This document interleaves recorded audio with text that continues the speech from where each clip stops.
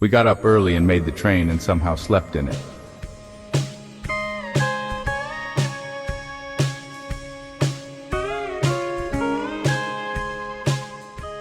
We got off and walked through the gates of Seoul for a hearty meal of kimchi and salmon to carry us through the afternoon. We passed the shrine of 1,000 Buddhas. Everything went well in emigration, and we soon left Korean airspace. The Eighth Army remained behind to guard the country from itself and the hands of fools, and now the hills of Japan had come into view, for we'd slept some more on the flight.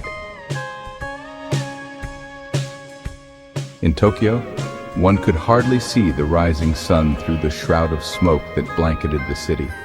There were people in every nook and cranny between all the factories and electric billboards.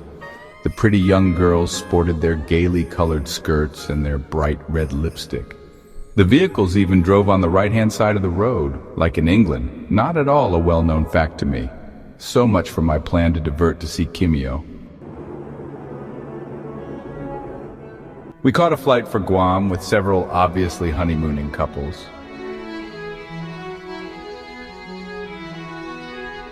We breezed through customs and immigration. Talk about life in the fast lane, a world record indeed. We went straight to our hotel.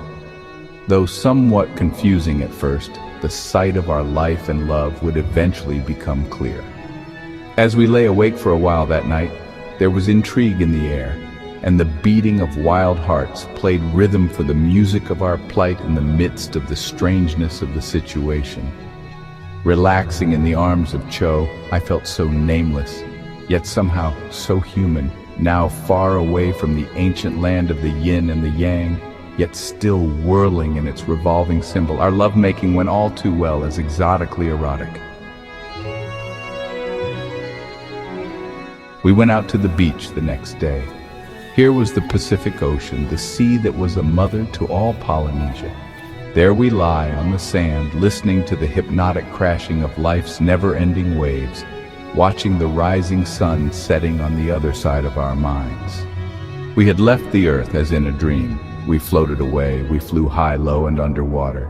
She took me far beneath the coral sea, from Saipan to Bali High, from Paradise Pacifica to Atlantis and beyond, to the shades of Avalon, then back to Bora Bora and Tahiti. We swam some more far beneath the enchanted sea. It was wet and mild like a cleansing shower. Soon we were witness to all of the winged hours that time empower. Then we saw a lady sitting on a throne, though disembodied. She was a living spirit and spoke to us softly and sweetly. "You have found me. You have found love." Day was now nearly done. We looked out onto sea. The ocean was imbued with a heavy tint of gold, sort of a brassy gold. Boats and piers creaked, and ships' bells were jostled into ringing. Such days can never be too long. Dessert was guavas, and the nighttime was delicious.